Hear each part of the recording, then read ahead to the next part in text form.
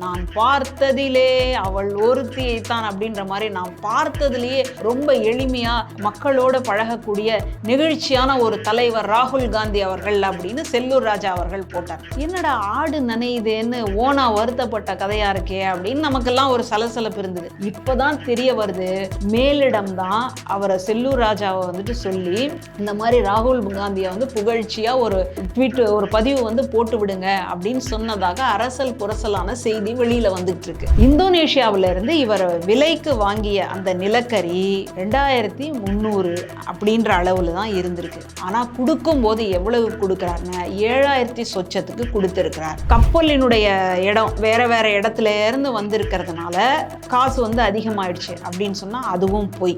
நிலக்கரியாவது தரமுடையதாக இருக்கா அப்படின்னு கேட்டா 2ஆம் தரத்துல ரொம்ப கீழ்த்தரத்துல இருக்கக்கூடிய ஒரு நிலக்கரியை வாங்கிட்டு என்ன லேபிள் பண்றாங்க அப்படின்னு சொன்னா இதுதான் உயர்தரமான நிலக்கரி அப்படின்னு சொல்லி லேபிள் பண்ணி கொண்டு வந்துட்டாங்க. ஒரு அரசோட வேலை நல்லா விசாரிச்சு அதை நல்லா கிராஸ் செக் பண்ணி தானே அதை வந்து மக்களுக்கு கொண்டு வர மாதிரி பண்ணியிருந்திருக்கணும். அது அவங்க பண்ணாதது ஏன்? அப்போ அவர் அதை செய்யலை அப்படின்னா அப்போ என்ன நடந்திருக்கும் வெளிப்படையா புரிஞ்சுக்கலாம். அதை செய்ய வேண்டாம் அப்படின்றதுக்காக அவருக்கு ஒரு பணம் கொடுக்கப்பட்டிருக்கு. அதாவது இந்தியா கூட்டணி ஆட்சிக்கு வந்ததுக்கு அப்புறமா நிச்சயமா நமக்கு வந்துட்டு ரெய்டு உண்டுடா அப்படின்றத வந்து எடப்பாடி அவர்கள் நல்லாவே புரிஞ்சுக்கிட்டாங்க. ஐயோ நான் ஷாக் ஆயிட்டேன் அப்படின்ற மாதிரி எப்படி எதிர்கொள்றதுன்னு தெரியாம இப்போ வந்து தவிச்சுக்கிட்டு இருக்கிறாங்க. ஆனா இன்னைக்கு வந்து புனிதர் போல சில பேர் பேசிக்கிட்டு இருக்கிறாங்க. யாருன்னா நான் எடப்பாடியார் அவர்களை தான் குறிப்பிட்டே சொல்றேன். அவர் என்ன சொல்றாருன்னா இன்னைக்கு விலைவாசி எல்லாம் எந்த அளவுக்கு இருக்கு, இன்னைக்கு விலைவாசி ஏறினதுக்கு யார் காரணம், திமுக தான் காரணம் அப்படின்னு பச்சையா போய் பேசுறாரு. அப்போ பிரதமர் இந்த அளவுக்கு வந்துட்டு ஒருத்தருக்கு ஒரு தொழிலதிபருக்கு உதவி செய்யறாருன்னா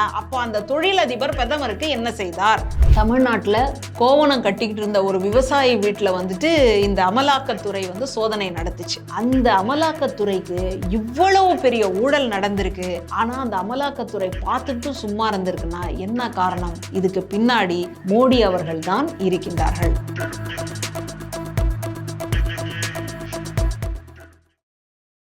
வாகை தமிழ் நேயர்களுக்கு வணக்கம். இன்று நம்ம நேர்காணல்ல நம்மோடு இணைந்திருக்கிறார் பேராசிரியர் மஞ்சுளா அவர்கள். வணக்கம். வணக்கம். தமிழகத்துக்கு அதானி நிறுவனம் நிலக்கரி விற்றதுல ஊழல் செஞ்சதா சொல்றாங்க. எப்படி ஊழல் செஞ்சாங்க, எவ்வளவு ஊழல் செஞ்சிருக்காங்க? இவங்க அதானி அப்படின்றவங்க வந்துட்டு மோடி அவர்களினுடைய செல்லப்பிள்ளை. அதனால் அவங்களுக்கு எது தேவைப்படுதோ எங்கெல்லாம் தன்னுடைய பிஸ்னஸ் வந்து நல்லா நடக்கணும் அப்படின்னு நினைக்கிறாங்களோ அப்போல்லாம் வந்துட்டு மோடி அவர்களை வந்து கூட கூட்டிக்கிட்டே வந்துக்கிட்டே இருந்திருக்காங்க. இந்த சூழலில் என்ன நடக்குது அப்படின்னு சொன்னால் 2014 இருந்து நம்ம இதை வந்து பார்க்குறோம். அப்போது இவங்க வந்துட்டு வெளிநாடுகளில் இருந்து அந்த நிலக்கரியை இறக்குமதி பண்ணுறாங்க. யார்? அதானி குழுமம்.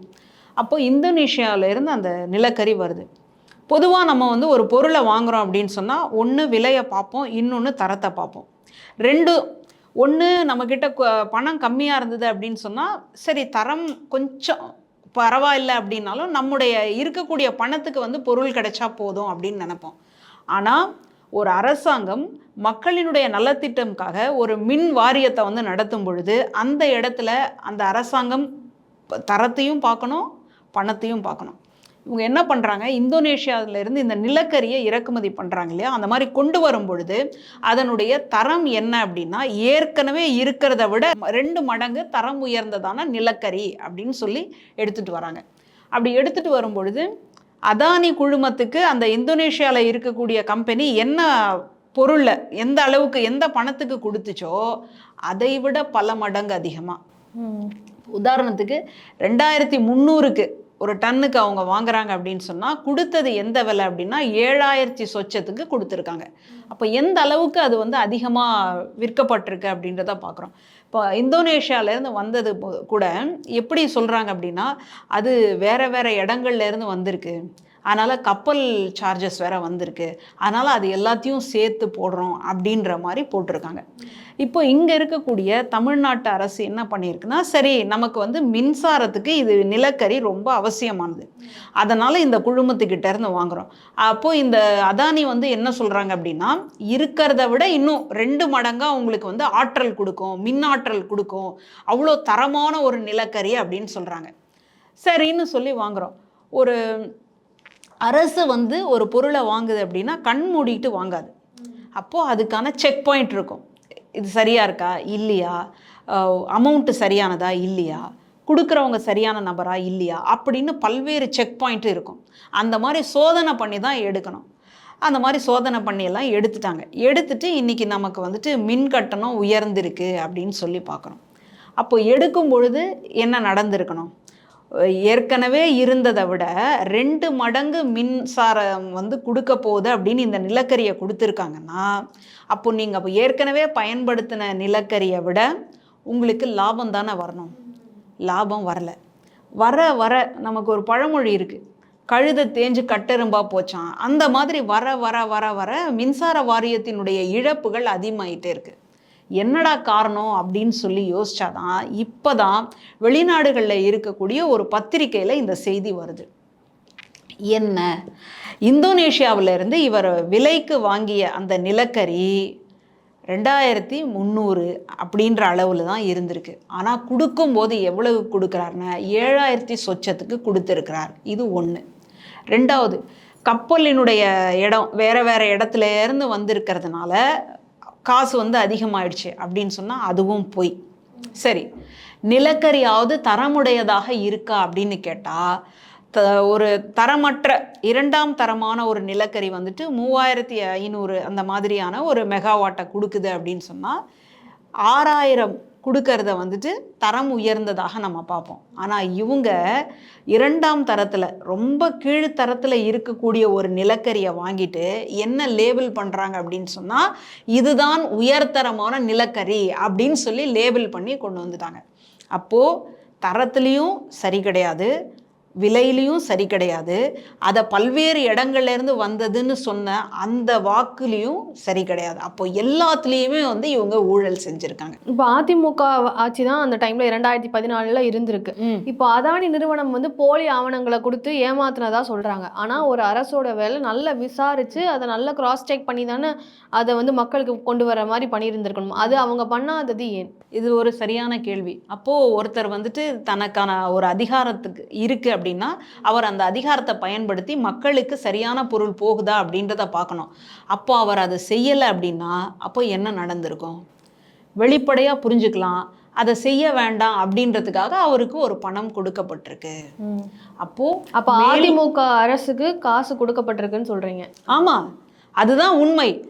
ஏன்னா ஏற்கனவே வந்துட்டு நீங்கள் நிலக்கரி எங்கே வாங்கிட்டு இருந்தீங்களோ அங்கேருந்து திடீர்னு அதானி கிட்ட எல்லாம் வாங்குறீங்க அப்படின்னு சொன்னால் இவ்வளவு தூரம் வந்து நீங்கள் கொள்முதல் பண்ணுறீங்கன்னா அந்த கொள்முதலில் வந்துட்டு இவ்வளோ தரமற்ற ஒரு பொருள் வருதுன்னா அந்த தரத்தையாவது செக் பண்ணுறதுக்கு சாதாரணமாக ஒரு துறையில் நிறைய வருஷம் ஒருத்தர் இருந்தாங்கன்னா அவங்களுக்கு எது சரி எது சரியில்லைன்றது சாதாரணமாகவே தெரியும். ஒரு அடிநிலை ஊழியனுக்கு கூட தெரியும்.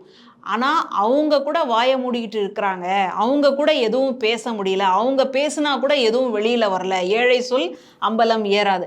வெளியில் வரலன்னா என்ன காரணம்னா பணத்தை வச்சு அடிச்சிருக்காங்க. இது ஈட்டி வந்து எட்டின வரைக்கும் தான் பாயும், பணம் பாதாளம் வரைக்கும் பாயும் அப்படின்ற மாதிரி அதானி குழுமத்தினர் வந்துட்டு ஒன்றிய அரசாக இருந்தாலும் சரி மாநில அரசாக இருந்தாலும் சரி அன்னைக்கு இருந்த அதிமுக அரசுக்கு அவ்வளவு தூரம் பணம் கொடுத்து கிட்டத்தட்ட அவங்க வந்துட்டு பல கோடி லாபத்தை வந்து ஊழல் செஞ்சு பெற்றிருக்கிறாங்க அப்படின்றத நம்ம இதன் வழியாக தெரிஞ்சுக்கிறோம். அப்போது இதனுடைய மொத்த சுமையும் யார்கிட்ட வந்து இறங்கியிருக்கு? மக்கள்கிட்ட வந்து இறங்கியிருக்கு. ஆனால் இன்றைக்கி வந்து புனிதர் போல் சில பேர் பேசிக்கிட்டு இருக்கிறாங்க. யாருன்னா நான் எடப்பாடியார் அவர்களை தான் குறிப்பிட்டே சொல்கிறேன். அவர் என்ன சொல்கிறாருன்னா இன்றைக்கி விலைவாசியெல்லாம் எந்த அளவுக்கு இருக்குது, இன்றைக்கி விலைவாசி ஏறினதுக்கு யார் காரணம்? திமுக தான் காரணம் அப்படின்னு பச்சையாக போய் பேசுகிறார். யோசிச்சு பார்த்தா அப்போது அதிமுக ஆட்சியில் இந்த அளவுக்கு ஊழல் நடந்திருக்கு அப்படின்றது அதுக்கு தொடர்ச்சியாக இவரும் கொஞ்ச காலம் வந்துட்டு இந்த தமிழ்நாட்டை ஆண்டு இருக்கார் இல்லையா, இவருக்கு தெரியாமல் நடந்திருக்குமா? அப்போ இவர் என்ன பண்ணியிருக்காருன்னா இன்னும் பணத்தை வாங்கிக்கிட்டு அதை எல்லாத்தையும் வந்து வெளியில் சொல்லாமல் அப்படியே அமைதியாக எதுக்குமே வந்துட்டு வாயை திறக்காமல் உட்கார்ந்துருக்கிறாரு அப்படின்றதான் நம்ம இந்த இடத்துல வந்து பார்க்குறோம். இவ்வளவும் பண்ணிட்டு இப்போது வந்துட்டு அந்த பந்தை வந்து எதிர்பக்கத்தில் திருப்பி விடுறாங்க. அதனால் இன்றைக்கி வந்து மின் கட்டணம்லாம் எவ்வளோ ஆயிடுச்சு தெரியுமா, மக்கள்லாம் எவ்வளோ பாதிக்கப்படுறாங்க தெரியுமா, ஒரு மாதத்துக்கு ஒரு தடவை கணக்கெடுக்கிறான்னு சொன்னாங்களே அது என்னாச்சு தெரியுமா அப்படின்னு இன்றைக்கி இவர் பேசுகிறாரு. ஒரு தடவை இந்த நிலக்கரியை வந்துட்டு எப்படி எந்த வகையில் நீங்கள் கொள்முதல் பண்ணீங்க அப்படின்ற ஒரு கேள்வியை வச்சா இவருடைய நிலைமை என்னாகும்? இப்போ இந்த சூழலில் தான் ரொம்ப பதட்டமான ஒரு நிலை வந்துட்டு ஏற்படுது. யாரை வச்சு அப்படின்னு சொன்னால் காங்கிரஸ்ல இருக்கக்கூடிய ராகுல் காந்தி அவர்கள் இந்த குற்றச்சாட்டை பகிரங்கமாக கொண்டு வந்து தன்னுடைய எக்ஸ் தளத்துல போட்டு இன்னைக்கு எல்லாரையும் வந்து திரும்பி பார்க்க வச்சிருக்காரு. இன்னைக்கு எல்லாருமே இதை பற்றி பேசக்கூடிய ஒரு விழிப்புணர்வு ஏற்பட்டிருக்கு. இன்னைக்கு சாதாரணமா ஒரு பூ கட்டி விற்கக்கூடிய மக்கள் அவங்கெல்லாம் திடீர்னு இந்த அளவுக்கு கட்டணம் ஏறி இருக்குன்னா அவங்க என்ன செய்வாங்க? நமக்கு வந்துட்டு விசிறியை பார்க்கும்போது பேசாம விசிறியை வாங்கிட்டு வீசினா போதும் அப்படின்ற நிலைமைக்கு இன்னைக்கு எல்லாரும் தள்ளப்பட்டு. இந்தியா கூட்டணி வெற்றி பெற்றால் இந்த இந்த பிரச்சனைக்கு, இந்த ஊழலுக்கு என்ன செய்வாங்கன்னு நினைக்கிறீங்க? நிச்சயமாக விசாரணை உடனடியாக நடக்கும். அதனால தான் எல்லாரும் இன்னைக்கு தவிச்சு போயிட்டு, கொஞ்ச நாள் முன்னாடி ஒரு செல்லூர் ராஜா அவர்கள் ஒரு இது போட்டிருந்தார் இல்லையா, ராகுல் காந்தியை புகழ்ந்து ஒரு பதிவு போட்டிருந்தார் இல்லையா. என்ன சொன்னாரு? நான் பார்த்ததிலேயே, அந்த காலத்தில் ஒரு பாட்டு வரும் பாருங்க, நான் பார்த்ததிலே அவள் ஒருத்தியைத்தான் அப்படின்ற மாதிரி, நான் பார்த்ததிலேயே ரொம்ப எளிமையாக மக்களோட பழகக்கூடிய நெகிழ்ச்சியான ஒரு தலைவர் ராகுல் காந்தி அவர்கள் அப்படின்னு செல்லூர் ராஜா அவர்கள் போட்டார். என்னடா ஆடு நனையுதேன்னு ஓனா வருத்தப்பட்ட கதையாக இருக்கே அப்படின்னு நமக்கெல்லாம் ஒரு சலசலப்பு இருந்தது. அப்புறம் நினச்சி பார்த்தோம், ஒரு வேளை மனசாட்சியோட இன்னைக்கியாவது இவரை வந்து பேசியிருக்காரு அப்படின்னு நினச்சி பார்த்தோம். இப்போ தான் தெரிய வருது, ராகுல் காந்தி அவர்கள், அதாவது இந்த இந்தியா கூட்டணி இப்போது ஆட்சிக்கு வரும்பொழுது நிச்சயமாக நமக்கு ஒரு விசாரணை கூட்டம் வச்சுருவாங்க. இப்போ விசாரணையில் நம்முடைய ஊழல் வந்து உறுதியாயிடும். அதுக்கப்புறம் நமக்கு வந்துட்டு ஏதாவது எங்கே போயிட்டு களி தின்னணுமோ அப்படின்றதுனால மேலிடம்தான் அவரை செல்லூர் ராஜாவை வந்துட்டு சொல்லி இந்த மாதிரி ராகுல் காந்தியை வந்து புகழ்ச்சியாக ஒரு ட்வீட், ஒரு பதிவு வந்து போட்டு விடுங்க அப்படின்னு சொன்னதாக அரசல் புரசலான செய்தி வெளியில் வந்துட்டு இருக்கு. ஏன் திடீர்னு இதை வந்து போட்டிருக்காங்க அப்படின்னு சொன்னால், சோழியங்குடிமி சும்மாவை ஆடும் அப்படின்ற மாதிரி இந்த காரணத்துக்காக தான். அதையும் நிறைய பேர் விமர்சனம் பண்ணனால கடைசியில் அந்த பதிவை எடுத்துட்டாங்க அப்படின்றது இன்னொரு பக்கம். அப்போது ராகுல் காந்தி அவர்கள், அதாவது இந்தியா கூட்டணி ஆட்சிக்கு வந்ததுக்கு அப்புறமா நிச்சயமாக நமக்கு வந்துட்டு ரெய்டு உண்டுடா அப்படின்றத வந்து எடப்பாடி அவர்கள் நல்லாவே புரிஞ்சுக்கிட்டாங்க. அதனால தான் இந்த ஷாக்கை எப்படி, ஐயோ நான் ஷாக் ஆகிட்டேன் அப்படின்ற மாதிரி எப்படி எதிர்கொள்றதுன்னு தெரியாமல் இப்போ வந்து தவிச்சுக்கிட்டு இருக்கிறாங்க. இப்போ அதனால தான் அவர் வந்து மோடி அவர்களுக்கு வந்து ரொம்பவே கூட்டணியில் இருந்த காரணத்தினால தான் வந்து அவரை ரொம்ப விமர்சிக்காம அப்படியெல்லாம் இருந்தாரு அப்படின்னு சொல்லலாமா? ஆமா, அவருடைய கூட்டணியில இருந்தப்பதான் இந்த எல்லா ஊழல்களும் நடந்திருக்கு. எல்லா பணத்தையும் வாங்கி சட்டப்பையிலையும் தொண்டர்களுக்கு அந்த மாதிரி எல்லாருக்கும் கொடுத்து எல்லாமே இவர் பண்ணியிருக்காரு. இப்போ எங்க நம்ம கூட்டணியிலேருந்து வெளியில வந்து பாஜகவை வந்து எதிர்த்து பேசுகிறோம் அல்லது வந்துட்டு அவங்க செய்யக்கூடிய தவறுகளை சொல்கிறோன்னு சொல்லிட்டு கடைசியில் நமக்கே அது எதிர்வினையாக திரும்பிட போகுது அப்படின்னால்தான் ரொம்ப நாளாக அவர் வந்துட்டு பாலிஷ்டான ஒரு அரசியலை பண்ணிக்கிட்டு இருந்தார். அந்த மாதிரி பண்ணிகிட்டு இருந்த உடனே எல்லாரும் விமர்சனம் வச்ச உடனே அப்படிலாம் இல்லையே, கூட்டணியில் இருந்தப்போ அதுக்காக நாங்கள் பேச முடியாது இல்லையா அப்படின்னு அப்படியே வழிஞ்சி குழஞ்சி எதையோ ஒன்று சொல்லிட்டு இருந்தார். ஆனால் உண்மை என்னன்னா, இவர் ஒரு உண்மையை வெளியில் விட தொடங்கினார்னா அங்கேருந்து இன்னொரு உண்மை வந்து வெளியில் வரும். இப்போ என் குடிமி வந்து உங்கள் கையிலையும், உங்கள் குடிமி வந்து என் கையிலையும் இருக்குது. இப்போ யார் இழுத்தாலும் குடிமி காலி. அதனால் அவன் வந்துட்டு திருடனுக்கு தேள் கொட்டின மாதிரி அவன் வந்துட்டு இப்போ அமைதியாக இருந்திருக்கிறான். ஆனால் இந்த சூழலில் இந்த செய்தி வெளியே வந்தது அப்படின்றது இன்னைக்கு அரசியல் களத்தில் ரொம்பவே சூடு பிடிக்கக்கூடிய ஒரு செய்தி. ஏன்னா மின்சாரம் வந்துட்டு ஏதோ ஒரு விலை, அதாவது சாமானிய மக்களுக்கும் மின்சாரத்துக்கும் தூரம் கிடையாது. ஒவ்வொருத்தருடைய வீட்லேயும் மின்சாரம் வந்துட்டு பயன்பாட்டில் இருக்குது. டாக்டர் கலைஞர் அவர்களுடைய ஆட்சிக்கு வந்தப்போ ஒரு சாதாரண கிராமப்புறங்களில், அதாவது என்ன பேருந்து வசதி இல்லாத ஒரு கிராமப்புறங்களில் கூட மின்சாரத்தை கொண்டு வந்து சேர்த்துட்டார். அதனால் மின்சாரத்தையும் தமிழ்நாட்டு மக்களையும் பிரிக்கவே முடியாது. அந்த அளவுக்கு அவங்களுடைய வாழ்க்கையில் ஒன்றா போயிடுச்சு. அப்படிப்பட்ட மின்சாரத்துக்கு இன்னைக்கு கட்டணம் எவ்வளோ அப்படின்னு நினச்சி பார்த்தா அப்படியே மனசில் இந்த வயிறில் திகு திகு திகு திகுன்னு ஒரு எரிச்சல் கிளம்புது இல்லையா. அப்போ எப்படி தான் கொடுப்பாங்க? இன்னைக்கு அடிக்கிற வெயிலுக்கு ஏசி போட வேண்டிய ஒரு சூழல் சாதாரண ஒரு மிடில் கிளாஸ்னு சொல்லக்கூடிய வீட்டிலேயே வந்தாச்சு. இப்போ இந்த சூழல்ல இந்த மின் கட்டணத்தை இந்த மக்கள் எப்படி எதிர்கொள்வாங்க? இவர் என்னமோ எதிர்கட்சி தலைவராக இருந்து ஏதோ நல்லது பண்ற மாதிரியே சொல்றாரு. ஆனா முழுக்க மின்துறையில இருந்து இப்ப பல துறைகள் வந்து பிரைவேட்டைசேஷன் ஆயிருக்கு. இந்த பிரைவேட்டைசேஷன் ஆனதுதான் இதுக்கெல்லாம் காரணமா? மின்துறை வந்துட்டு இன்னைக்கு பிரைவேட்டைசேஷன், அதாவது தனியாருக்கு கொடுக்கறதுக்கான வேலையை தான் இவங்க பார்த்துட்டு போயிட்டாங்க. மற்ற துறைகள் தனியார் மயம் ஆக்கப்பட்டதனுடைய விளைவுகளை நம்ம வந்துட்டு விலை ஏற்றத்தில் வந்து பார்த்துட்ருக்குறோம். விலைவாசி உயர்வில் வந்து நம்ம அதை அனுபவிச்சுட்ருக்கோம். அதை தாண்டி இன்னைக்கு வந்துட்டு மின்சார வாரியத்துலேயும் அப்படி ஒரு பாதிப்பை நம்ம பார்த்துட்ருக்குறோம். அதை பற்றியெல்லாம் கவலைப்படாமல் கொஞ்சம் கூட கூச்சமே இல்லாமல் ஐயோ நம்ம இப்படி பண்ணிட்டோமே அப்படின்ற ஒரு குறைந்தபட்ச மனிதாபிமானம் கூட இல்லாமல் இன்னைக்கு வெறும்னே பதவியை பிடிக்கணும், அரசியல் நோக்கம், பணத்தை இன்னும் கூட எந்த அளவுக்கு பணத்தை அடிக்க முடியும் அப்படின்னு பார்க்கக்கூடிய இந்த எடப்பாடி அவர்களுக்கெல்லாம் இதை பற்றி பேசுறதுக்கு ஒன்றுமே கிடையாது. இன்னைக்கு திமுக அரசு என்ன பண்ணுச்சு அப்படின்னு சொல்றதுக்கெல்லாம் ஒன்றுமே இல்லை. நிலக்கரி ஊழல்ல அதிமுக எப்படி இதுல சம்பந்தப்பட்டிருக்கு அப்படிங்கிறத சொன்னீங்க. இதுல பிரதமர் மோடி எங்கிருந்து வந்தாரு, அவர் எப்படி இதுல சம்பந்தப்பட்டிருக்காரு? சரியா கேட்டீங்க.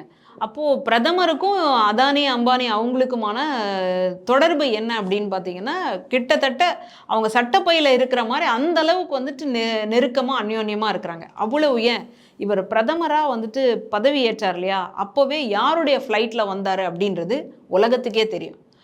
அன்னிலிருந்து இன்னைக்கு வரைக்கும் இவர் ஒரு வெளிநாட்டுக்கு ஒரு நாட்டினுடைய பிரதமர் போறாருன்னா அவர் கூட யார் போகலாம்? அப்படி இருக்கும் பொழுது அதானியை கூடவே கூட்டிட்டு போயிருக்காரு. கூட்டிட்டு போயிட்டு மறுபடியும் திரும்பி வந்ததுக்கு அப்புறமா அதானிக்கும் எந்த நாட்டுக்கு போனாரோ அந்த நாட்டில் இருக்கக்கூடிய தொழில் நிறுவனத்துக்கும் ஒரு ஒப்பந்தம் கையெழுத்தாகுதுன்னா அதுக்கு பின்னாடி இருக்கிறது யாரு?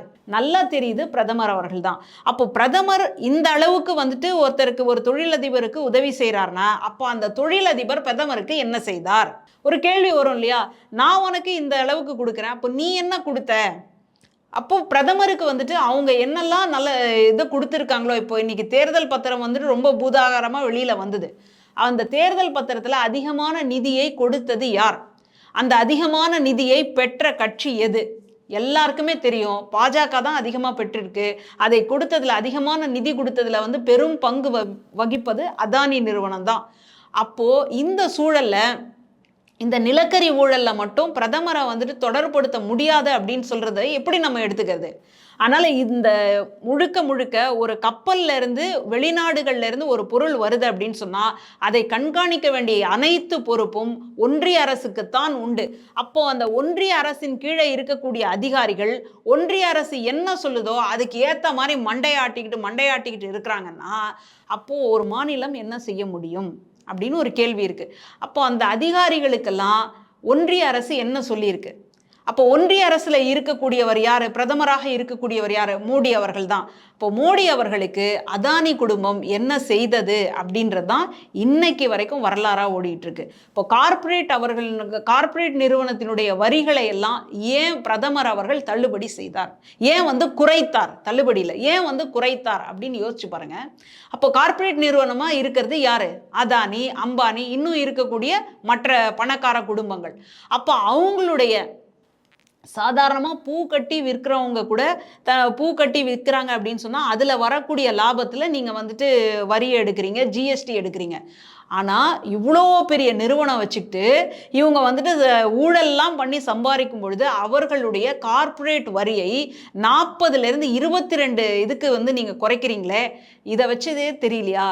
இவருக்கும் அதானிக்கும் எவ்வளோ பெரிய நட்பு இருந்திருக்கு கடைசி வரைக்கும். அதனால தான் ராகுல் காந்தி அவர்கள் போகிற இடத்துலலாம் பிரச்சாரத்தின் பொழுது அதானிக்கும் மோடி அவர்களுக்கும் என்ன இருக்குது அப்படின்னு பேசிக்கிட்டே இருக்கிறார். இப்போ கடைசியில் என்ன பண்ணிட்டார்னா, இந்த ஆட்சியை எப்படியாவது பிடிக்கணும் அப்படின்றதுக்காக, மக்கள் மத்தியில் ஒரு நல்ல பேர் வரணும் அப்படின்றதுக்காக அதானி ராகுல் காந்தி அவர்களுடைய நண்பராக சித்தரிச்சாரு மோடி அவர்கள்னு பார்த்தோம். அப்போ சொல்லும்போது என்ன சொல்கிறார், அவர் வாயிலிருந்தே வந்துடுச்சு பாருங்க, மனசில் இருக்கிறதானே வெளியில் வரும். அப்போ வாயில் என்ன வந்தது? ராகுல் காந்தி அவர்கள் இப்போ சமீபமாக அதானியும் அம்பானியும் பேசாமல் இருக்கிறாரு அப்படின்னா அவங்க வீட்டில் இருந்து எத்தனை டெம்போக்களில் பணம் வந்தது அப்படின்னு கேட்குறாரு. அப்போ இதை வச்சு நமக்கு என்ன தெரியுது? வேனில் பணம் அமைச்சிருக்கலாம், லாரியில் பணம் அனுப்பிச்சிருக்கலாம், இல்லை ஒரு பெட்டியில் கொண்டு கொடுத்துருக்கலாம். ஆனால் டெம்போவில் தான் அனுப்பிச்சிருக்காங்க அப்படின்னு ஒரு பிரதமர் சொல்கிறாருன்னு அப்போ இவருக்கு பணம் எதன் வழியாக வந்திருக்கு அப்படின்றத இவரே வெளிப்படையாக சொல்கிறார் இல்லையா? அதை மறைச்சி வைக்க முடியல, மனசுல இருக்கிறது வெளியில வந்துருச்சு. பேச்சு பொருளுக்கா டெம்போன்னு சொல்லியிருப்பாரு மேடம். அவருக்கு டெம்போல வந்திருக்கணும், அதனால தான் அந்த அனுபவத்தினால அவர் அப்படியே சொல்றாரு. அப்போ தனக்கு வந்த பணத்தை தான் இவர் என்ன பண்றாருன்னா இந்த மாதிரி திருப்பி விடுறாரு. நமக்கு இன்னைக்கு தெரியும், தமிழ்நாட்டில் கோவணம் கட்டிக்கிட்டு இருந்த ஒரு விவசாயி வீட்டில் இந்த அமலாக்கத்துறை சோதனை நடத்துச்சு. இவங்க சொத்து சேர்த்துட்டாங்க, ஏதோ கடத்தல் பண்ணிட்டாங்க, விலங்கினத்தை கொண்டுட்டாங்க, இந்த மாதிரி எதையோ சொல்லி வந்தீங்க. அந்த அமலாக்கத்துறைக்கு இவ்வளவு பெரிய ஊழல் நடந்திருக்கு. ஆனால் அந்த அமலாக்கத்துறை பார்த்துக்கிட்டும் சும்மா இருந்திருக்குன்னா என்ன காரணம்? இதுக்கு பின்னாடி மோடி அவர்கள்தான் இருக்கின்றார்கள். அதனால அதானிக்கும் மோடிக்கும் இருக்கக்கூடிய அன்பு, உறவு, நட்பு அப்படின்றது பிரிக்க முடியாத நிலைமையில இருக்கு. அவங்க அந்த அளவுக்கு நட்பு பாராட்டினதுனால தான் ஒரு மாநிலத்துல இந்த பெரிய ஊழல் வந்து நடந்திருக்கு. இவ்வளவு பெரிய ஊழல் நடந்தது. இதுல வந்து பாஜகவா இருக்கட்டும், அதிமுக, அதானி நிறுவனம் எல்லாரும் சம்மந்தப்பட்டிருக்காங்க. சரி, 6000 கோடி ரூபாய் நஷ்டம். யாருக்கு நஷ்டம்? மக்களுக்கு. இதுல மக்களுக்கு என்ன தீர்வு கடைசியில கிடைக்கும்னு நம்புறீங்க? கிடைக்குமா? மக்களுக்கு நாமம் தான். இவங்க பண்ண வேலையை வச்சு பார்க்கும்போது மக்களுக்கு சுத்தமா நாமத்தை தான் போட்டு போயிட்டாங்க. அதனால இப்போ இன்னைக்கு இருக்கக்கூடிய அரசு வேற ஏதாவது ஒண்ணு செய்வோம். அதனால இன்னைக்கு வந்து கொஞ்சம் விலையை வந்து உயர்த்தி இருக்கிறாங்க, மின் கட்டண உயர்வு. அதுக்கும் என்ன காரணம் அப்படின்னு சொன்னா, ஒன்றிய அரசு கொடுத்த அழுத்தம் அப்படின்றது அடுத்த நிலையில வந்து நமக்கு தெரியுது. இப்போ இந்த சூழல்ல இவங்க 1 மாசத்துக்கு வந்து ரீடிங் எடுப்போம் அப்படின்னு சொல்றது இன்னைக்கு வரைக்கும் தள்ளிட்டு போயிட்டு இருக்கு. இதெல்லாம் கொஞ்சம் சரிப்பட்டு வரும் பொழுது, இந்த ஊழலுக்கு வந்து முடிவு வரும் பொழுது, மறுபடியும் ஒரு நல்ல தரமான நிலக்கரி வரும் பொழுது, நம்முடைய இந்த பணி, இந்த விலை சுமை அப்படின்றது வந்து குறைஞ்சிடும். அதனால அதுக்கான நாள்கள் வந்து ரொம்ப தூரத்துல இல்ல. ஜூன் 4ஓட அதுக்கான நாள்கள் கிட்ட வந்தாச்சு. தகவல்கள் பகிர்ந்துகிட்டதுக்கு ரொம்ப நன்றி மேம்.